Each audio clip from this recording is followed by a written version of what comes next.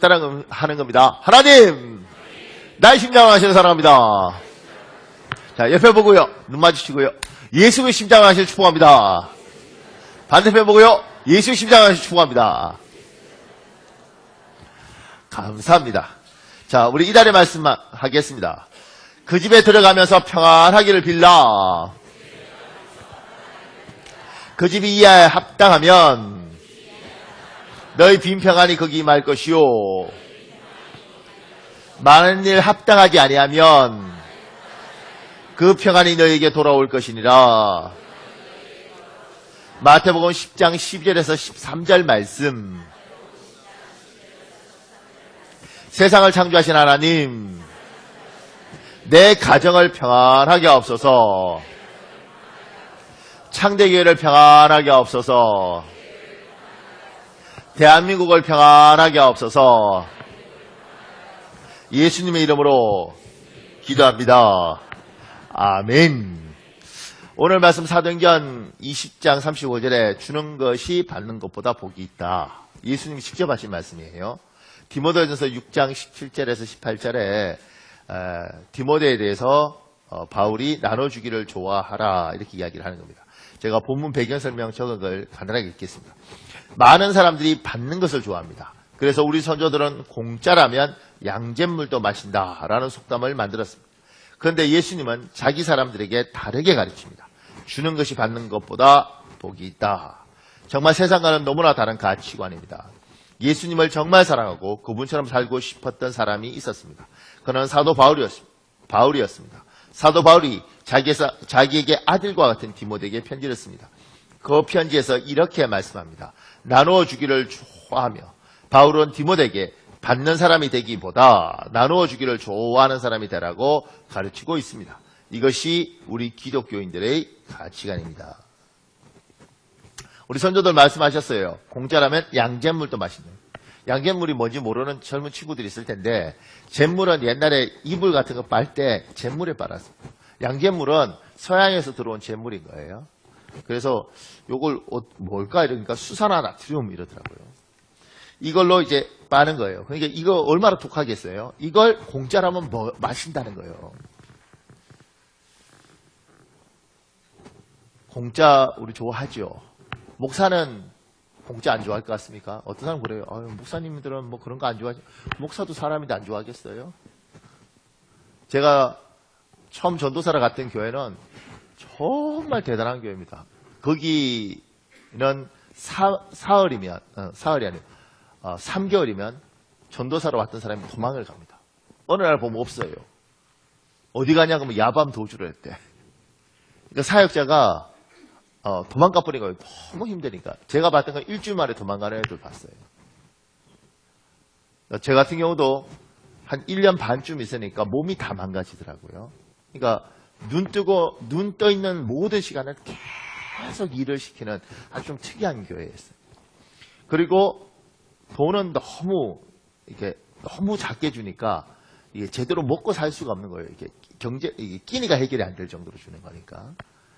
그러니까 이제 성도들이 안 됐으니까 어떻게 하느냐면 그 교회는 용돈을 이렇게 줬어요. 이렇게 집사님들이 이렇게 전도사님 이러면 이거 목욕이라 하세요. 전도사님 이렇게 했단 말이에요. 그래서 이제 그렇게 길들여진 거죠. 자기도 모르게. 왜냐면 없으니까. 그러다가 제가 이제 제 모교회에 목사님 전화하셔서 다시 거기 전도사로 갔어요. 그리고 이제 부목사하고 뭐 이럴 때 제가 거기 청년회장 출신이고 이러니까 어렸을 때부터 봤던 사람이 있을 거 아니에요. 그러니까 기특한 거죠. 그런데 이제 거기도 여전히 힘들었어요. 경제적으로는. 그러니까 성도들이 저 돈 갖고는 밥 먹고 못 사는 게 분명하니까 불러요. 이렇게 목사님 이렇게 전도사님 이렇게. 그럼 이제 이렇게 부를 때 전도사님 이런 문제가 없는데 전도사님 이러면 이렇게 그러면 구석으로 보여요. 잠깐만요. 그럼 오면 뭘 줘요. 그러면 처음에는 그냥 이게 왜 이러는데 나중에 요령 생기다 할렐루야 이러면서 이렇게. 그러니까 이제 누가 부르면 좋은 거예요. 전도사님 그러면 주는가 보다. 목사님 이러셔. 근데 어느 날 우리 담임 목사님 제 교회 담임 목사님 받는가 보죠. 박 목사 내 방에 와봐 이러더라고요. 제가 34살인가 그랬어요.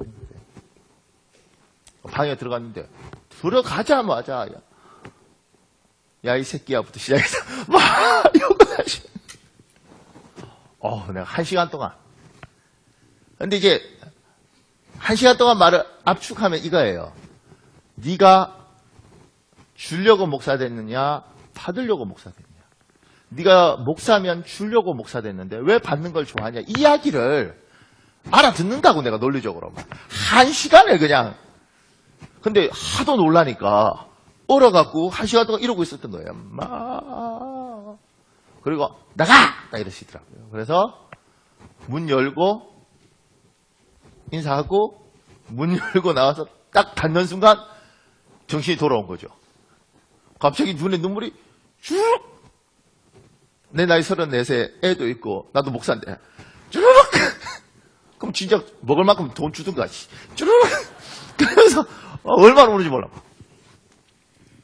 근데 이게요, 제 어렸을 때 뭐 이렇게 잘못하고 이러면 경찰서 앞에서 야, 이 도둑놈 새끼 경찰서 가자 이렇게 해서 애기들 경기하도록 만들어서 애들이 이게 그 도둑질 같은 거 끊도록 했잖아요.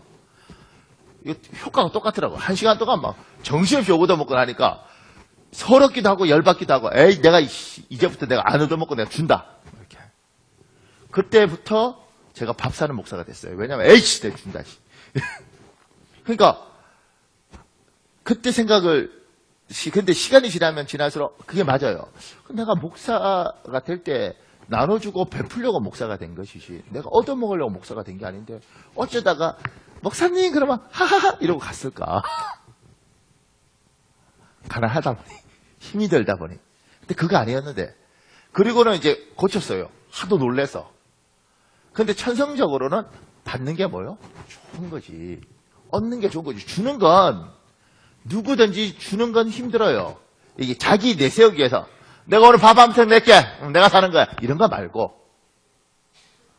우리는 오른손이 한 일이 왼손이 모르게 하고 우리는 겸손하게 하나님께 영광 돌리고 우리가 받으면 안 되는 거잖아요.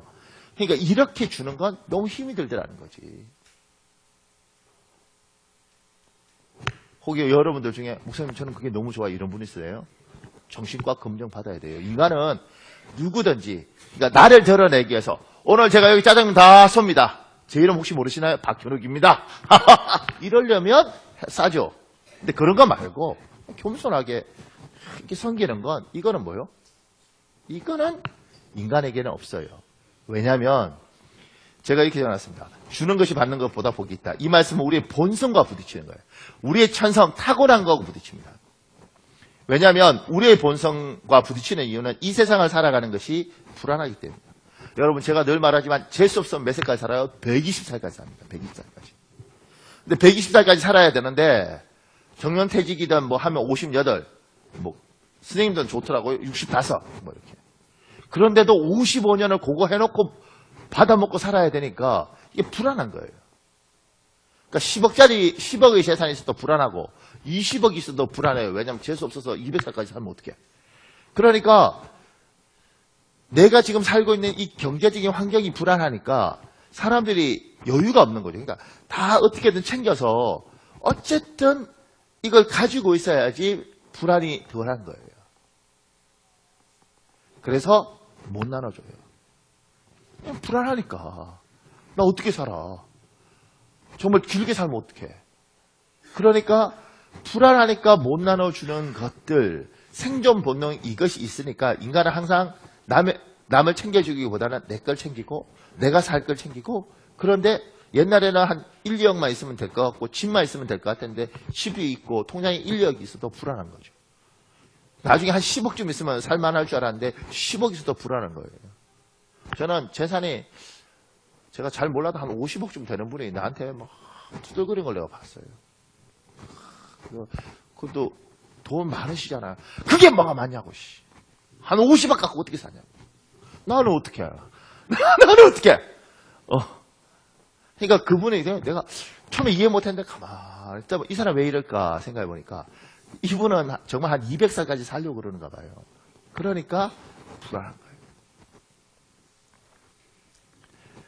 두 번째는 욕심 때문에 이게 우리 천성 자체가 먹고 사는 걸로 넘어가는 게 아니라 참 인간의 욕심이라는 게 놀라운 게 제가 전에 이런 이야기 했죠. 통장에 한 푼도 없어. 근데 내 주머니에 5만 원 있어. 이 사람하고 통장에 9,999만 원을 갖고 있어요. 누가 밥 사요? 5만 원짜리 사요. 왜냐면 어차피 통장에 돈 없고 5만 원 갖고 뭐 죽어나 싸놨어. 근데 9,999만 원짜리는 만 원을 어떻게든 통장에 넣는 순간 1억이 되는 겁니다. 안 재밌나요? 난 이거 늘 생각할 때마다 사람은 희한하더라고요.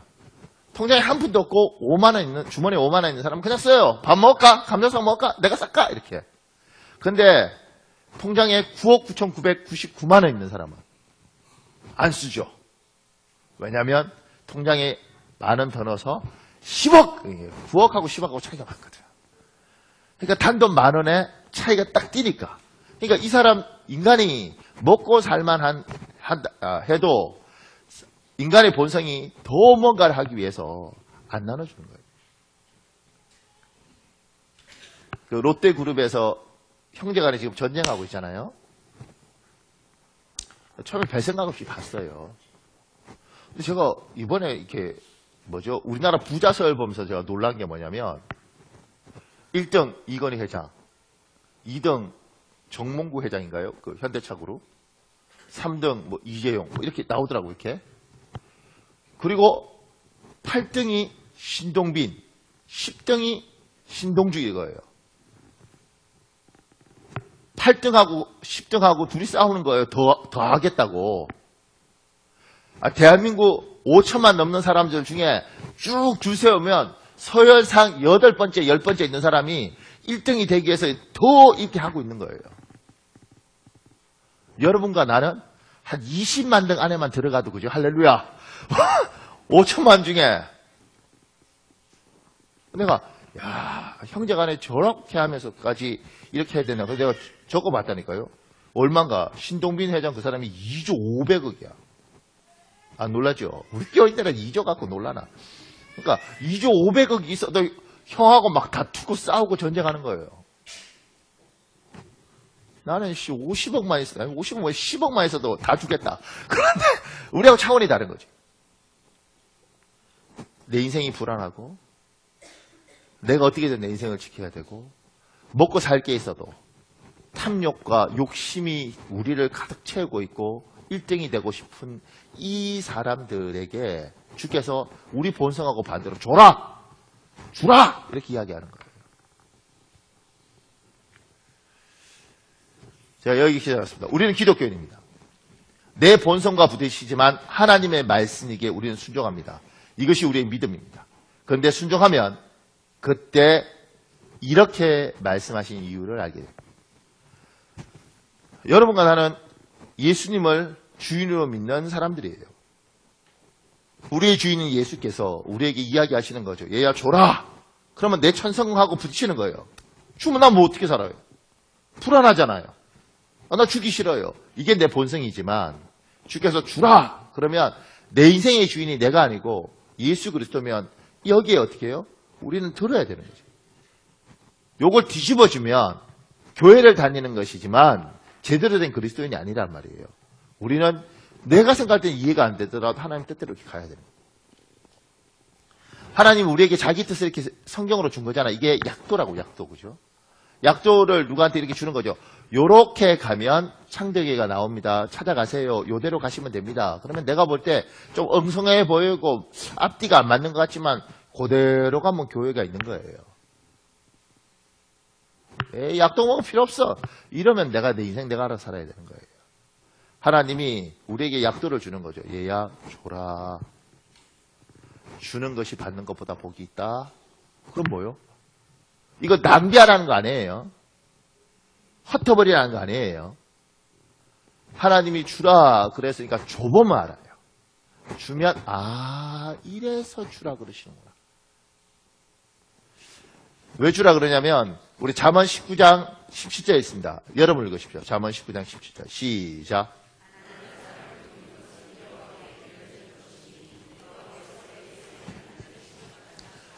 이게 웃기잖아요. 가난한 사람하고 하나님하고 뭔 상관이 있는데 가난한 사람한테 주면 하나님께 빌려주는 거라. 마태복음 25장 36절에 40절에 있습니다. 35절 40절 이거 우리 교도하겠습니다. 너희는 내가 줄였을 때 내게 먹을 것을 주었고 목말랐을 때 마실 것을 주었고 나그네 되었을 때 영접하였고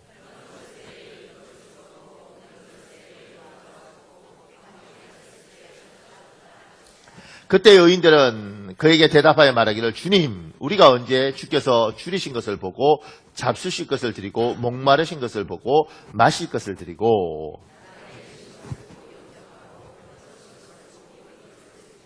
언제 병드시거나 감옥에 갇히신 것을 보고 찾아갔습니까? 할 것이다.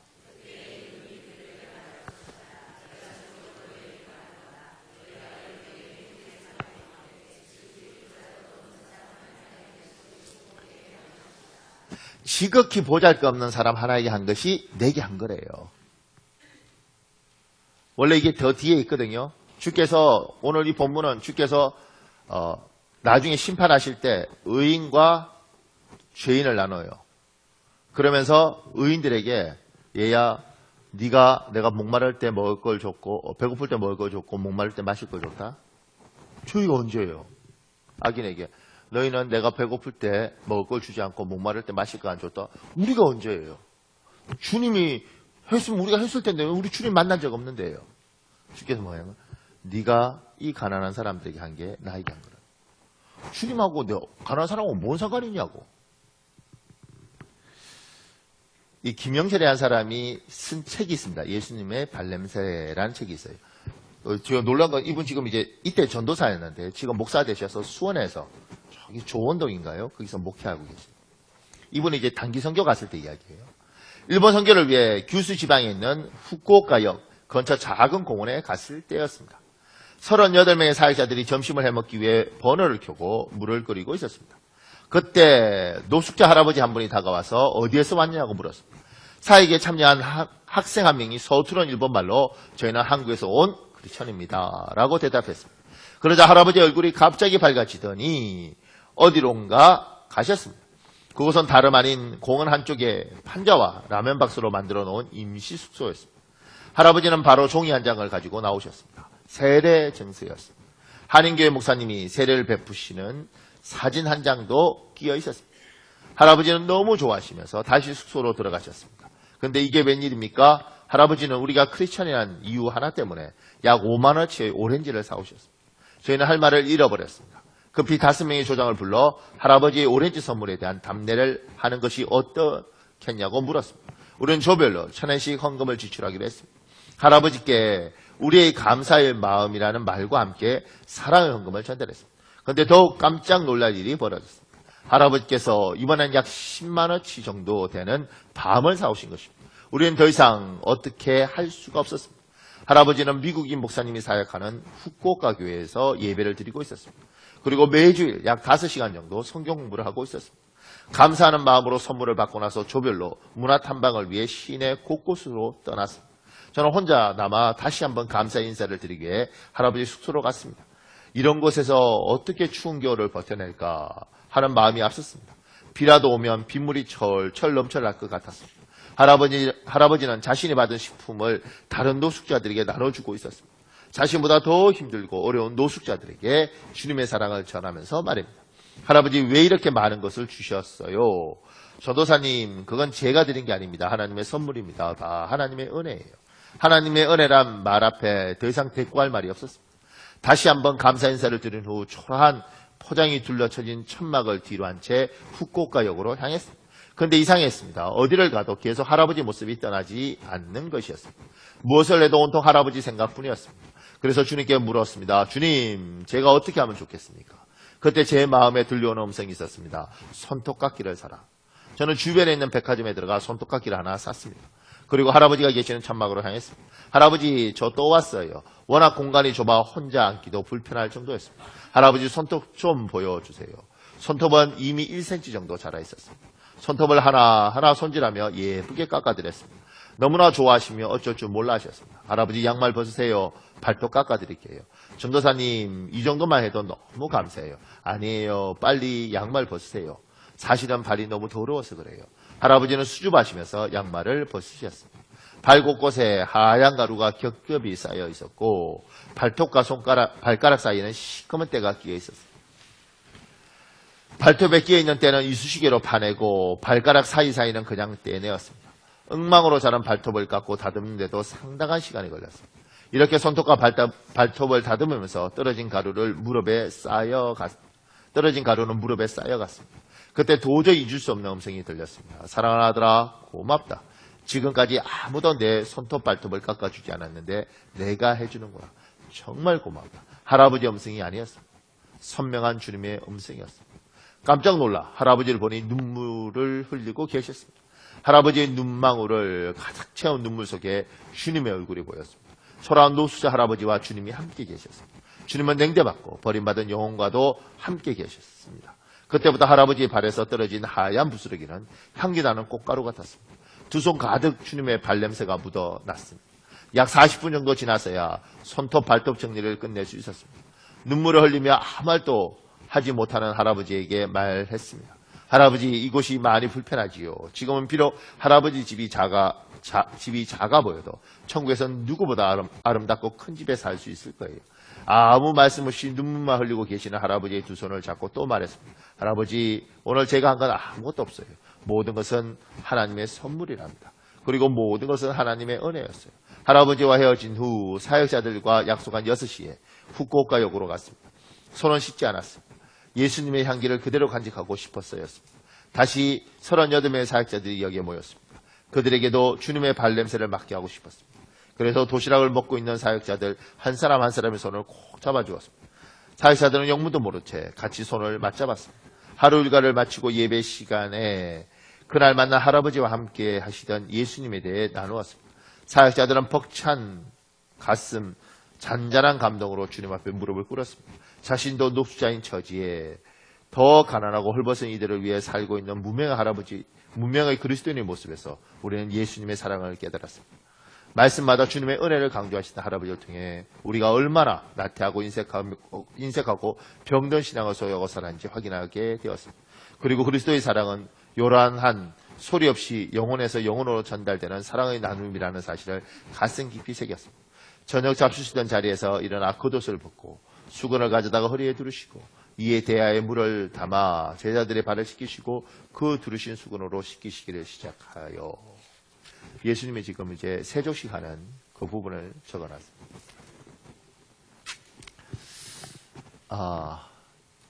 이게 부지 중에 하나님을 만나는 것들을 이렇게 만나는 거죠. 그러니까 주님이 가난한 사람에 대해서 주께서 무시할 수 있는데 그 사람에게 주께서 함께 하셔서 이 사람이 이게 네가 나누어 주는 것이 나에게 주는 것이다.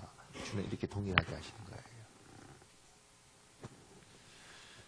우리의 본성에 이렇게 부딪히지만 여러분 인생이 나누는 인생 되시길 예수님으로 축복합니다.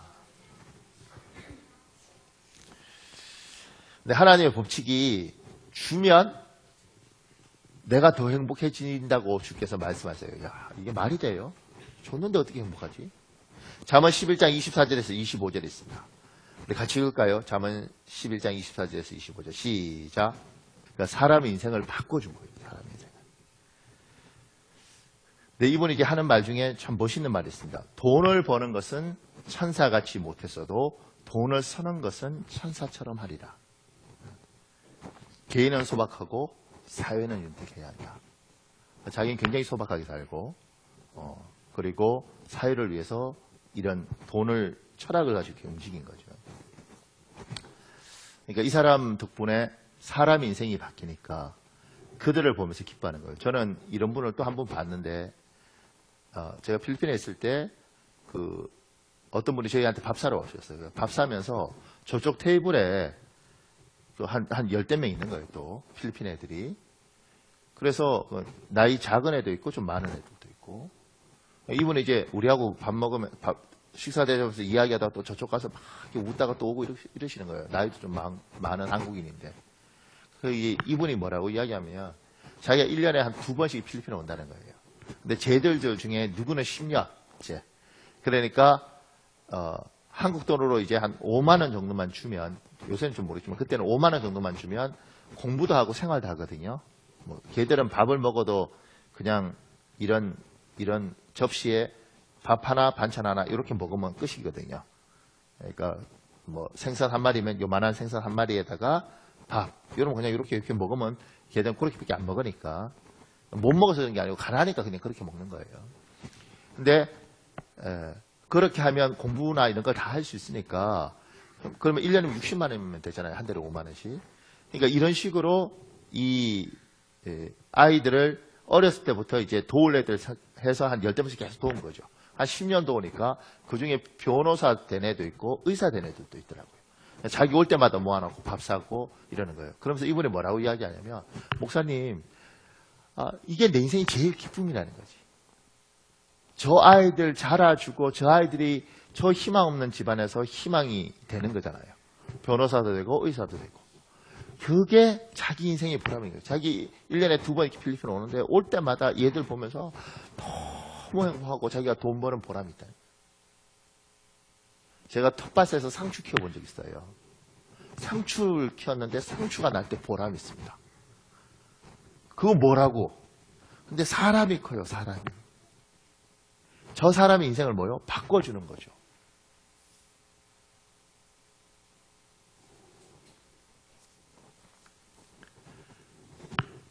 내가 저 사람 도왔는데 시간이 지나서 저 사람이 잘 되고 나니 저걸 보면서 내가 더 윤택하더라는 거예요. 그러니까 하나님이 그걸 이야기하는 거죠. 그러니까 우리는 회개해야 됩니다. 왜냐하면 한국 사회에서 우리 기독교가 욕을 얻어먹는 건 세상을 돕는 게 아니라 우리는 우리 교회를 더 살찌게 했어요. 그러니까 교회가 들어오면 주위가 교회 들어오는 걸 반대하고 심지어 교인들이 오면 피곤해하고 이게 왜 그러냐면 교회가 헌금을 가지고 우리만을 위해서 쓴 거죠. 우리만을 위해서. 그러니까 교회가 들어오면 피곤해. 저건 도움이 안 돼. 그런데 교회가 그 자리에 들어와서 그 이웃들과 잘 지낼 수 있으면 우리가 힘들어도 베풀고 우리가 힘들어도 나눠주고 우리의 본성에는 위배되지만 하나님의 방법대로 잘 지내면 이 사람들이 좋아합니다. 왜냐하면 이 세상 모든 사람은 받는 걸 좋아하니까. 그래서 주께서 줘라. 그러면 제가 좋고 죄와 네가 화평하게 지내면 그걸 통해서 제가 또 잘 자라면 그걸 통해서 네가 윤택해지는 것이다. 근데 이게 본성이 되나요? 내가 왜 줘? 내 건데. 이 순간 힘들어지는 거예요. 그래서 하나님이 너의 본성은 불안하니까 더 가져야 되고 너의 본성은 불안하니까 더 가질 뿐만 아니라 남들보다 더 가져야 되고 그런 욕심과 불안 속에서 너는 네 걸 채우기 위해서 노력하지만 얘야 그렇게 살면 너의 인생은 미래가 없단다. 희망이 없단다. 그리고 너는 하나님의 사람 아니냐? 내가 책임져 줄 테니까 나눠라. 베풀어라. 힘들어도 너에게는 소박하고 저쪽은 윤택하도록 얘야 나눠줘라. 이게 하나님이 우리에게 요구하는 것입니다. 또 이렇게 말하면 항상 이렇게 생각해요. 목사님 제가 뭐 나눠줄 게 있다고.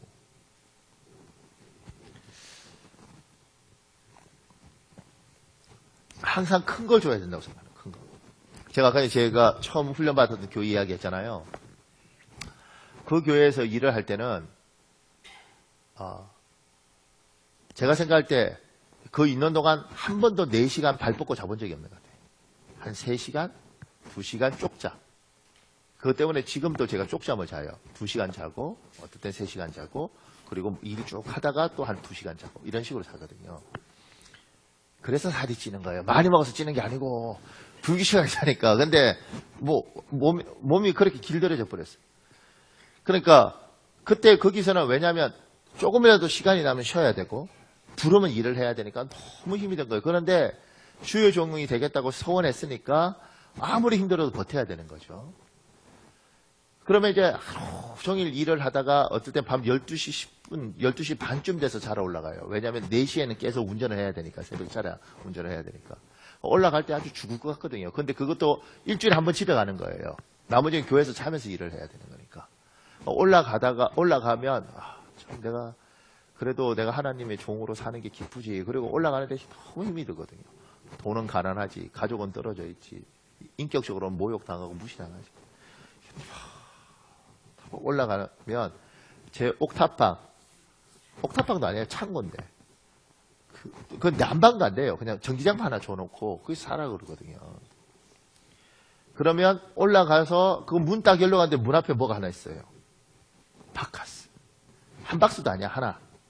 포스터 붙여 있어요. 전도사님 힘내세요. 우리가 사랑합니다. 지금도 걔 이름 안 잊어요. 최미경이.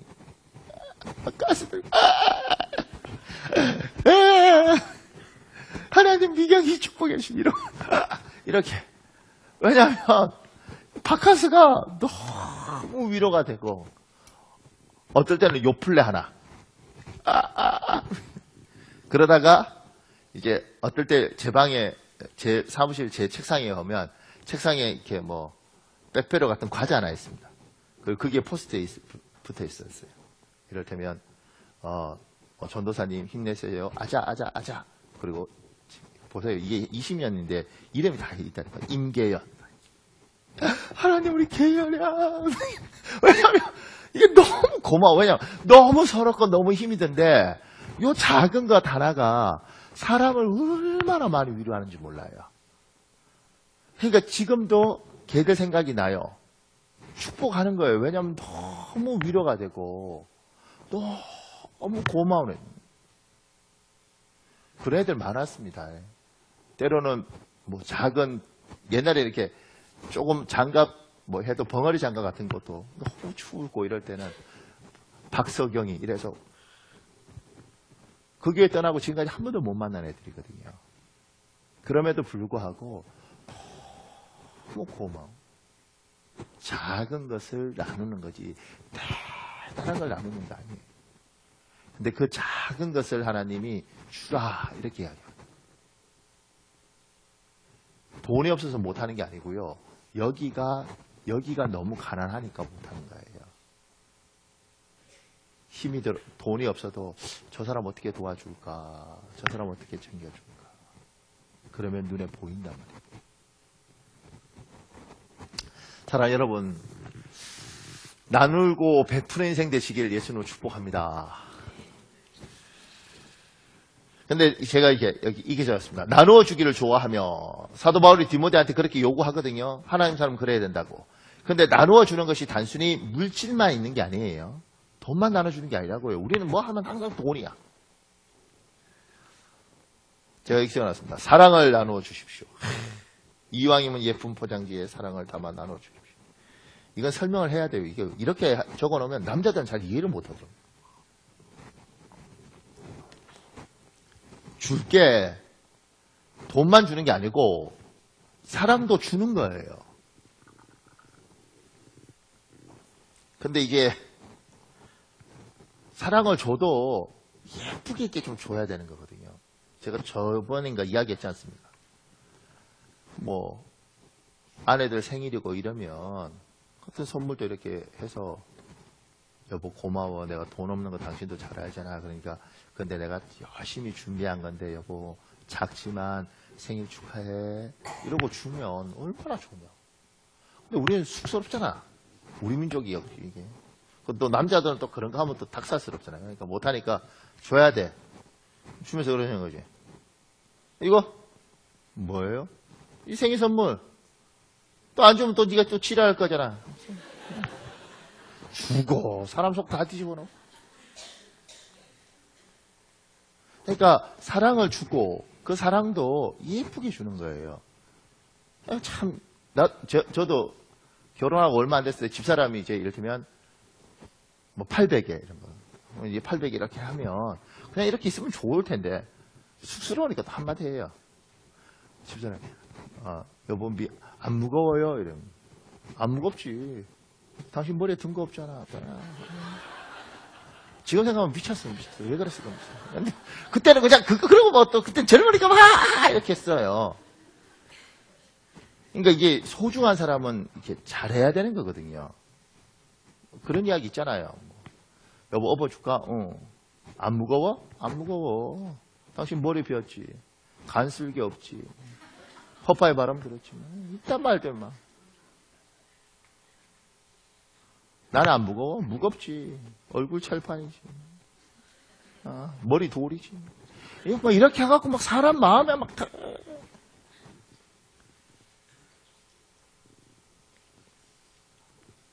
사랑도 주는 거거든요. 그때 예쁘게 포장해서 이것도 용기가 있어야 돼요. 어떨 때는 제가 이제 우리 교회 사람들 중에 남자들 중에 이렇게 하다가 막 악수하고 이러다 어떨 때 안아주고 이러거든요. 사람들은 내가 뭐 안아주면 그냥 목사님은 자연스럽게 안는 줄 알아. 나도 여기에 갈등 많이 합니다. 왜냐하면 평소 때 이렇게 늘 안기고 있던 사람들이 내가 어렸을 때부터 아버지가 막 안아주고 뭐 이렇게 했던 사람이면 나도 이렇게 안아주죠. 나도 그런 거 못 받아봤다고요. 나도 고등학교 다닐 때, 중학교 다닐 때 학교 다닐 때 선생님들이 맨날 몽둥이 갖고 때리고 뭐 이런 학교 다녔거든요. 그런데 그런 학교, 그렇게 자란 애가 뭘 이걸 하겠냐고.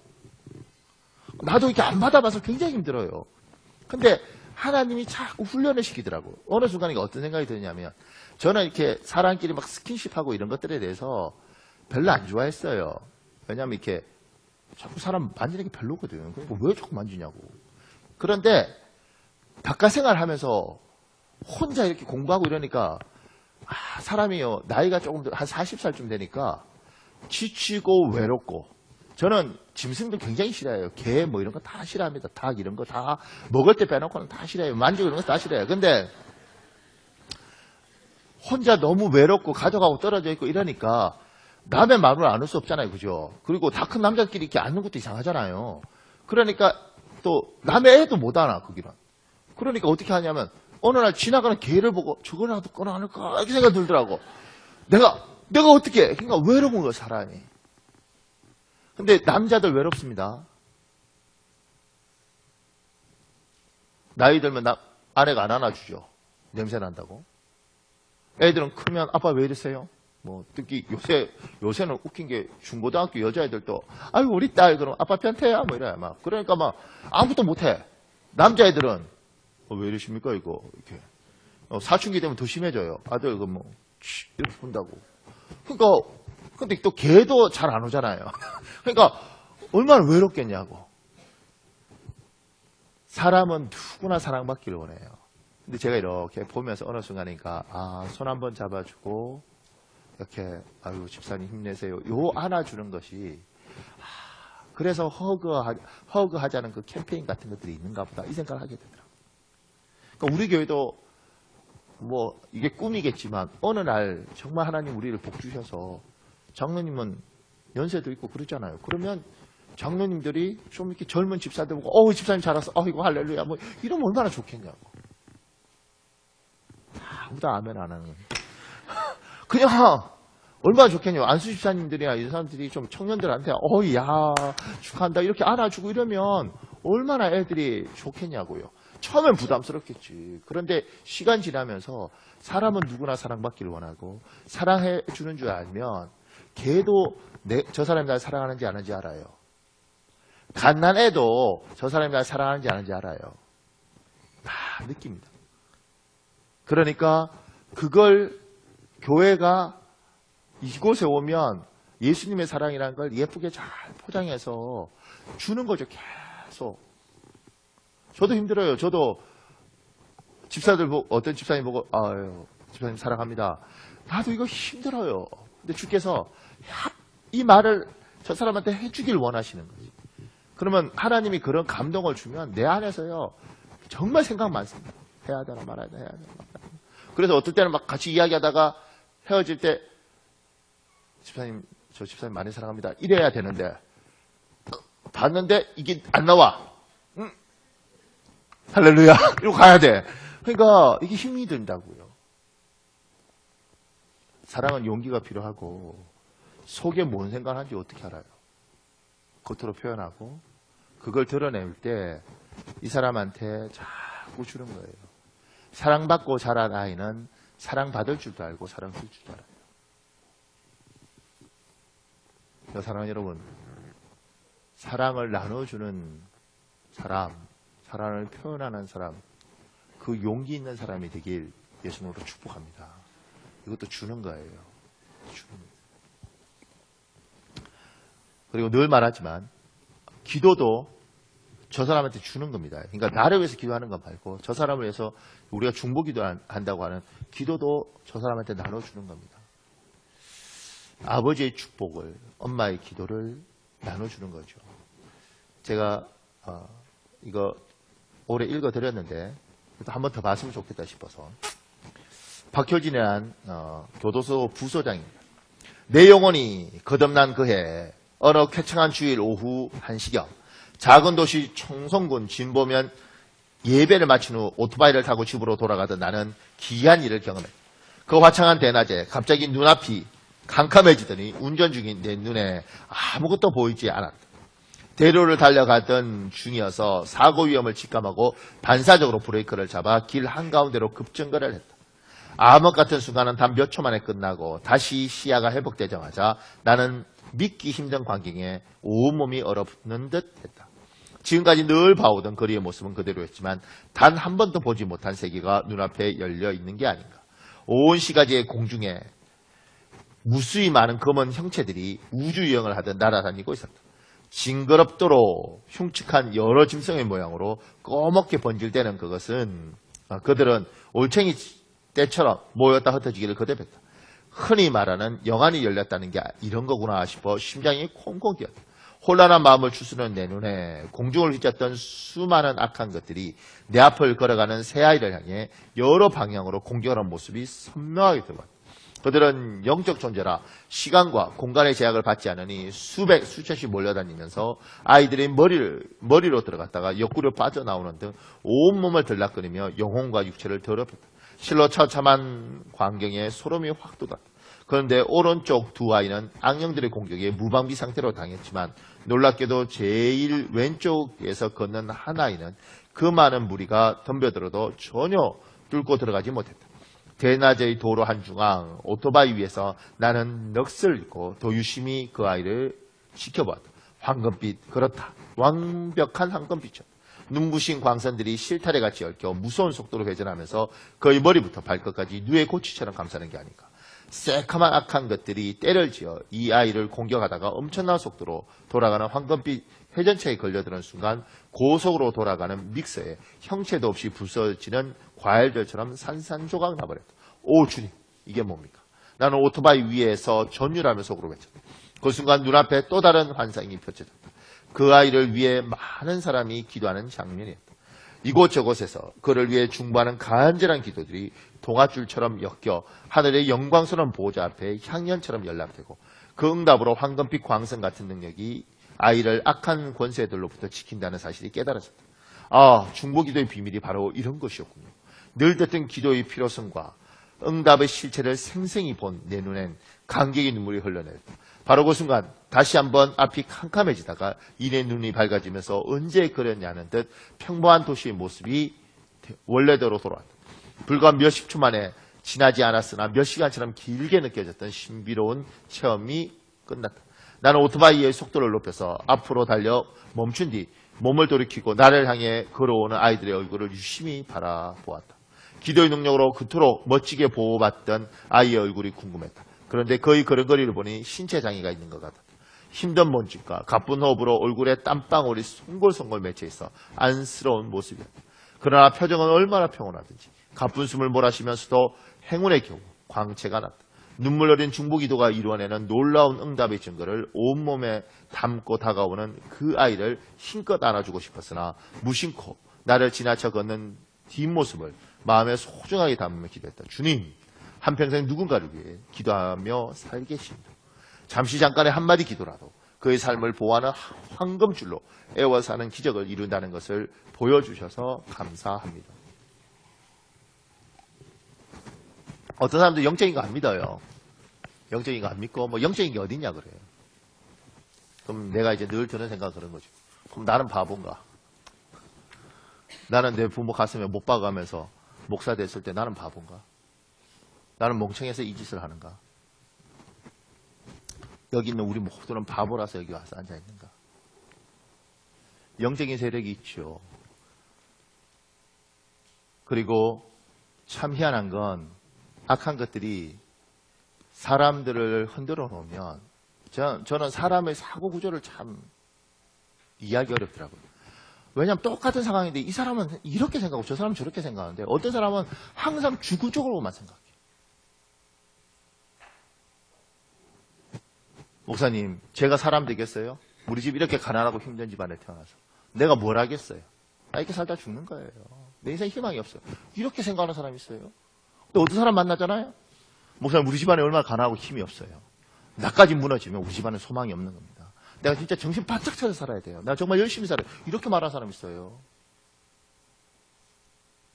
목사님들 중에서도 우리 아버지가 목사도 아니고 우리 아버지가 장로도 아니고 우리 뭐 처가가 뭐 신앙적인 배경이 뛰어난 것도 아니고 목사님 내가 뭐 목회자로서 뭐 잘하겠어요? 날 때는 포기하고 우리 밑에 때는 어떻게 좀 됐으면 좋겠습니다. 이런 사람이 있고요. 어떤 사람은 나는 정말 아무것도 없어. 그렇지만 나 하나님 붙들고 삽니다. 하나님 정말 한번 역사해 주십시오. 그리고 기도하는 목사들도 있어요. 어떤 사람이 이렇게 생각하고 어떤 사람이 이렇게 생각해. 같이 이야기하다 보면 어떻게 저렇게 복 없이 생각하나 싶고 어떻게 저렇게 귀하지 이렇게 생각한다고. 왜 그럴까?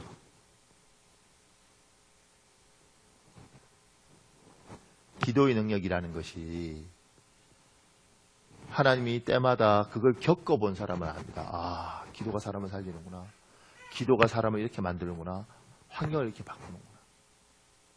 그건 기도해 본 사람이 알고 기도를 받아본 사람이 알아요. 제가 하나님 저보고 어떤 잠에 위해서 기도하라 그런 적이 있어요. 금식하면서. 근데 내가 너무 힘든데 금식하면서 기도하라 그러니까 기도하다가 화가 나더라고요. 내가 하나님 그랬어요. 하나님, 내가 죄의 오빠도 아니고 핏줄이 섞인 것도 아니고 내가 왜 죄 때문에 나도 힘들어 죽겠는데 금식하면서 기도하냐고. 금식하다가 너무 화가 나니까 하나님 앞에 그렇게 이야기하게 되더라고요. 근데 그때 하나님이 하신 말씀이 있어요. 얘야, 죄를 위해서는 아무도 기도해 주는 사람이 없단다. 그래서 제가 저렇게 힘이 든단다. 나를 사랑하고 나를 위해서 헌신했는데도 불구하고 제가 저렇게 힘이 들단다. 그러니 네가 기도해 줬으면 좋겠다.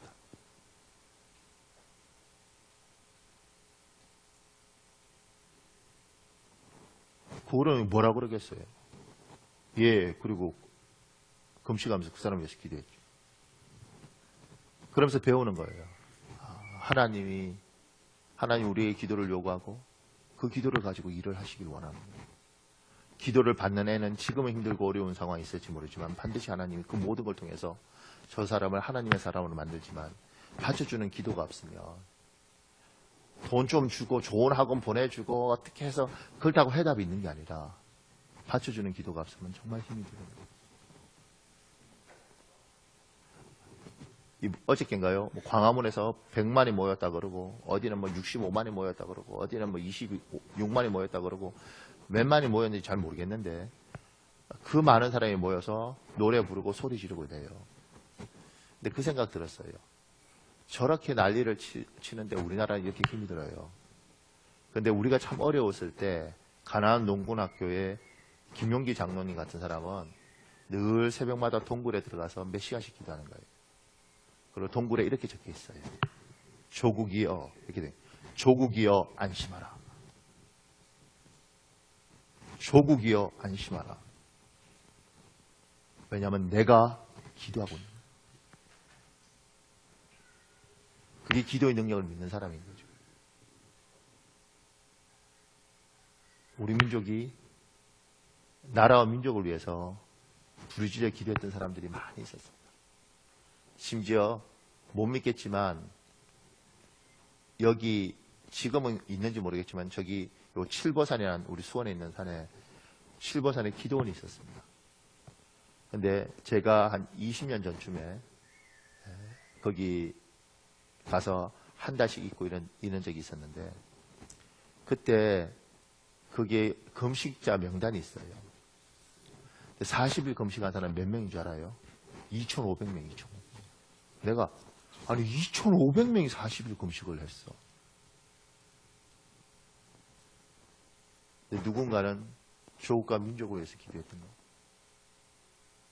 아이씨, 나라가 어쩌고 말은 많지. 말 많고 다투는 나라들이 무슨 선택을 하는지 그거 갖고 되는 게 아닙니다. 누군가가 기도할 때 누군가가 하나님 이 민족을 불쌍히 여기시고 내 나라를 불쌍히 여기시고 기도도 주는 거예요. 하나님 내 남편을 불쌍히 여기시고 내 아내를 불쌍히 여기시고 하나님 우리 목사님을 불쌍히 여기시고